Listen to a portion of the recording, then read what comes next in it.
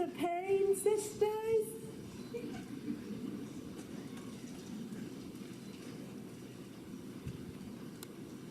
Oh, Mrs. Ainsworth, it's so lovely to meet you. Yes, indeed. Thank you for inviting us to your at-home day. Oh, will we sit down? I'm terribly sorry, but you must have the wrong house. I am Mrs. Higgins. Mrs. Ainsworth lives 3 doors down. She is the one who uses her at-home days to entertain tourists. I'm so sorry, Mrs. Higgins. We will be going now. Yes, we'll show ourselves out. I'm sorry, the map was upside down. I'm sorry. What do you expect from a people who dump perfectly good tea into a harbor? Henry, what are you doing here today? It is my at-home day. You promised not to come. I'm no bother. Go home at once. I came on purpose. But you mustn't. I'm serious, Henry. You offend all my friends. They stop coming whenever they meet you.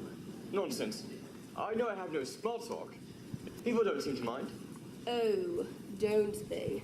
Small talk indeed. What about your large talk? Really, dear, you mustn't stay. I must. I have a job for you. A phonetic job. No use, dear. I'm sorry, but I can't get round your vowels. And though I like to get pretty postcards in your patent shorthand, I always have to read the copies in ordinary writing you so thoughtfully send me. Well, it isn't a phonetic job. You said it was. Well, it is and it isn't. You see, not your piece of it. Does that mean you have picked up a girl? Not a love affair. Oh, what a pity. Why? Well, you never fall in love with anyone under 45. When will you discover that there's some rather nice-looking young women about? Oh, I can't bound young women. My idea of a woman is someone as much like you as possible. Besides, some habits lie too deep to be changed. And they're all idiots. Do you know what you would do if you really loved me, Henry? What, Mary, I suppose? No. Stop fidgeting and take your hands out of your pockets. That's a good boy. Now, tell me about this girl.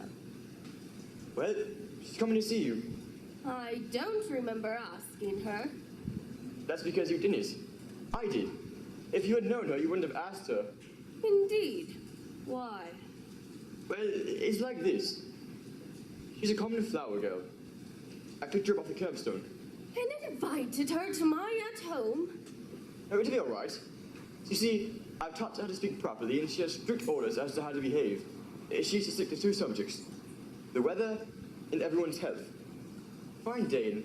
How do you do? As long as she doesn't go on in general, it'll be safe. Safe?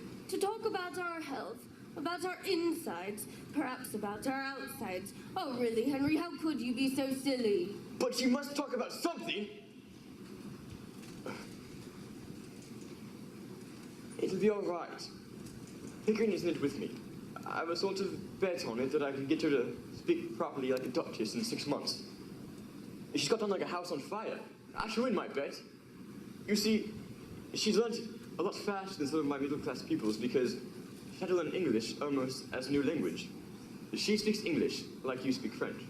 Well, that is satisfactory at all events. Well, it is and it isn't. You see, it's not just how she pronounces it, but what she pronounces it. Mrs. and Miss Ainsworth here. Oh, Lord.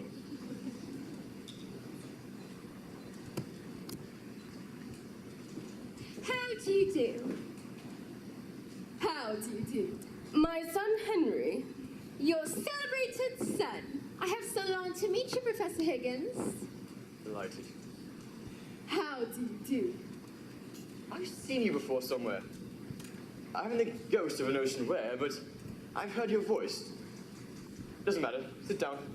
I'm sorry to say that my celebrated son has no manners. You mustn't mind him. Oh, I don't. Not at all. Have I been rude? I didn't mean to. Pickering?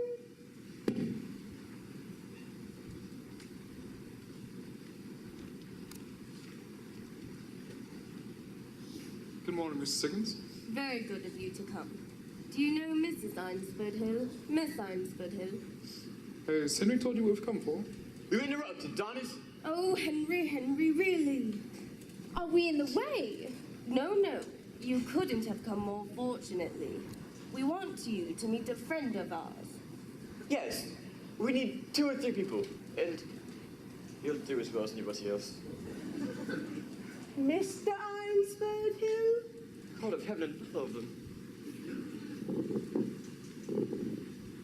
How do you do? So glad you've come. Colonel Pickering, How do you do, sir? I don't think you know my son, Professor Higgins. How do you do?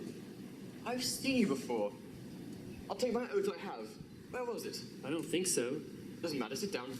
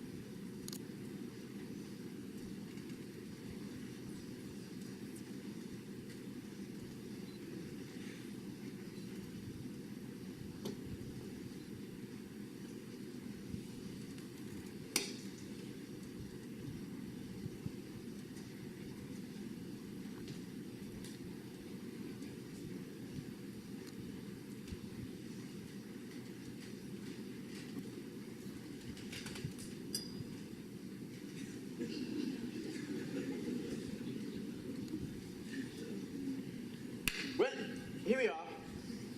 And what the devil are we going to talk about until Eliza comes? Henry, you are the life and soul of the Royal Society's worries, but you're really rather trying on more commonplace occasions. Am I? Sorry. I suppose I am, you know. Oh, I sympathize. I haven't any small talk. If people would only be frank and say what they really think. Oh, Lord forbid. But why? What people think they ought to think is bad enough. Lord knows, if they would come out right now what they really think, it would break up the whole show. I mean, do you think it would be agreeable if I had to come out with what I think? Is it so very cynical? Cynical? Who the dickens said it was cynical? I mean, decent. Oh, I'm sure you don't mean that, Mr. Higgins. You see, we're all savages.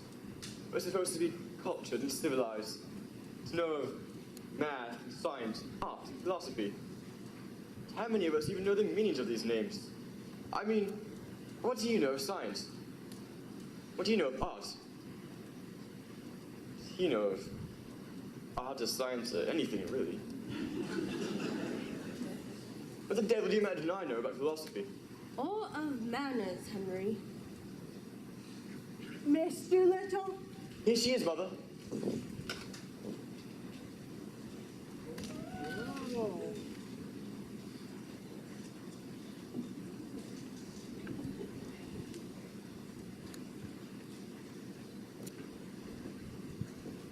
How do you do, Mrs. Higgins? Mr. Higgins told me I might come. Quite right. I'm very glad indeed to see you. How do you do, Mr. Little? Colonel Pickering, is it not? I feel sure we have met before, Mr. Little. I remember your eyes. How do you do?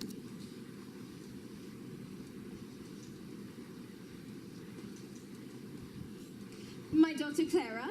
How do you do? How do you do?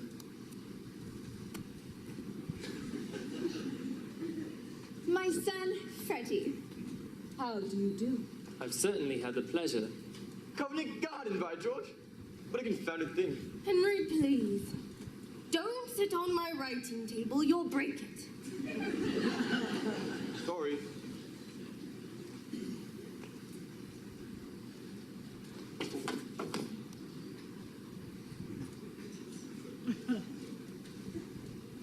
Will it rain, do you think? The shallow depression in the west of these islands is likely to move slowly in an easterly direction. There are no indications of any great change in the barometrical situation. How awfully funny. What is wrong with that, young man? I bet I got it right. Killing. I'm sure I hope it won't turn cold.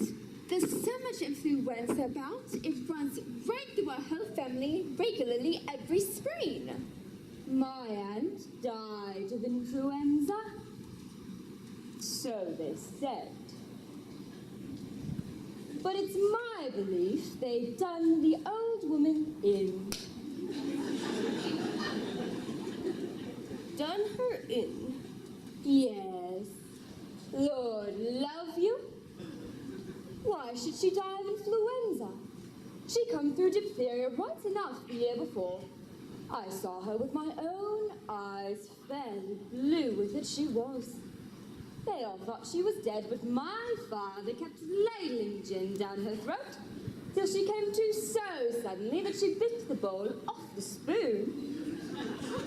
Oh, dear me! What harm would a woman with that strength in her have to die of influenza? What's become of the new straw hat that should have come to me? Somebody pinched it. And what I say is, them as pinched it, done her in. What does doing her in mean? That's new small talk. Do a person in means to kill them. You surely don't believe that your aunt was killed? Do I not? Them she lived with would have killed her for a hat pin, let alone a hat. But it can't have been right for your father to pour spirits down her throat like that. Might have killed her. Not her. Gin was mother's milk to her. Besides, he poured so much of it down his own throat that he knew the good of it. Do you mean that he drank?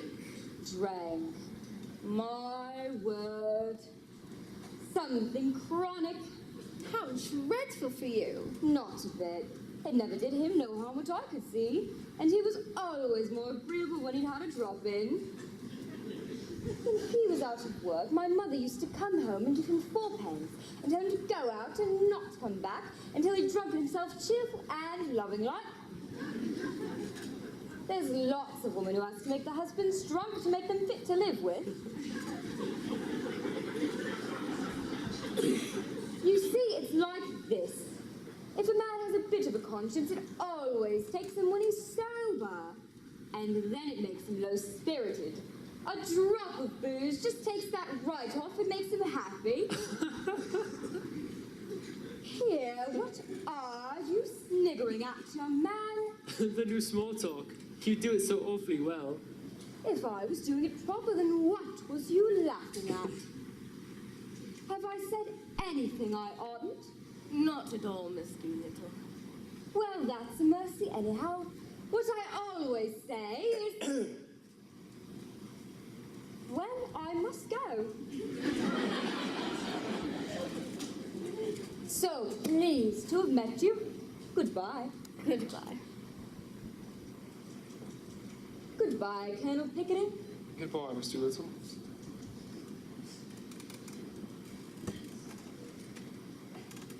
Goodbye, all. Are you walking across the park, Mr. Little? If so, would What? Not bloody likely. I'm going in a taxi.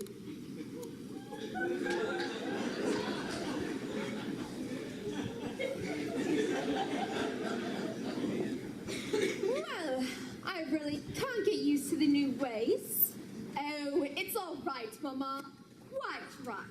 People will never think we go anywhere, see anyone, if you are so old-fashioned. I dare say I am very old-fashioned, but I do hope you won't begin using that expression, Clara. I have got accustomed to hear you talking about men as rotters and calling everything filthy and beastly. Though I do think it's horrible and unladylike. But But this last is just really too much. Don't you think so, Colonel Pickering? Oh, don't ask me. I've been away in India for several years, and manners have changed so much. Well, sometimes I don't know whether I'm in a respectable dinner table or a ship's forecastle. Oh, it's all a matter of habit.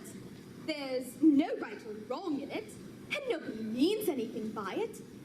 And it's so quaint, and gives such a smart emphasis to things that are not in themselves very witty. I find the new small talk delightful and quite innocent. Well, after that, I think it's time for us to go. Oh, yes, we have 3 acts to go to still. Goodbye, Mrs. Higgins. Goodbye, Colonel Pickering. Goodbye, Professor Higgins. Goodbye. And don't forget the new small talk at theatre.